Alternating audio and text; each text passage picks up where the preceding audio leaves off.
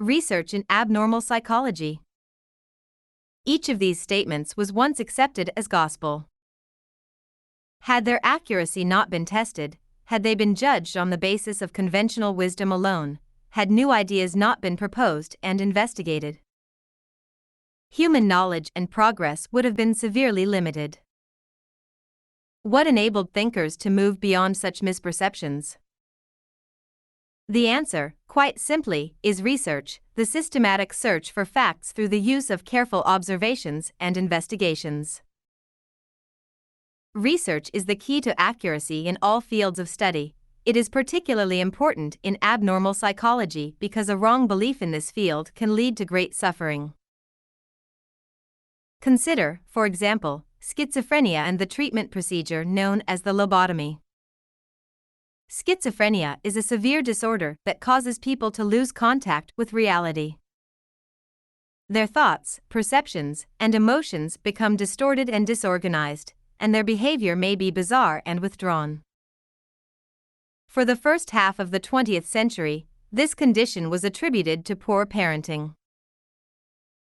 Clinicians blamed schizophrenogenic mothers for the disorder. Women they described as cold, domineering, and unresponsive to their children's needs.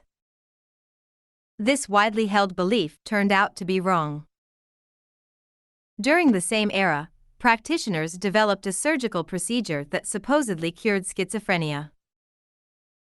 In this procedure, called a lobotomy, a pointed instrument was inserted into the frontal lobe of the brain and rotated, destroying much brain tissue. Early clinical reports described lobotomized patients as showing near miraculous improvement. This impression, too, turned out to be wrong, although the mistake wasn't discovered until tens of thousands of people had been lobotomized. Far from curing schizophrenia, lobotomies caused irreversible brain damage that left many patients withdrawn and even stuporous. These errors underscore the importance of scientific research in abnormal psychology. Theories and treatments that seem effective in individual instances may prove disastrous to other people in different situations. Only by fully testing a theory or technique on representative groups of individuals can clinicians evaluate the accuracy, effectiveness, and safety of their ideas and techniques. Until clinical researchers conducted properly designed studies, millions of parents, already heartbroken by their children's schizophrenia, were additionally labeled as the primary cause of the disorder, and countless people with schizophrenia, already debilitated by their symptoms, were made permanently apathetic and spiritless by a lobotomy. Clinical researchers face certain challenges that make their work very difficult. They must, for example, figure out how to measure such elusive concepts as unconscious motives, private thoughts, mood changes, and human potential. They must consider the different cultural backgrounds, races, and genders of the people they choose to study.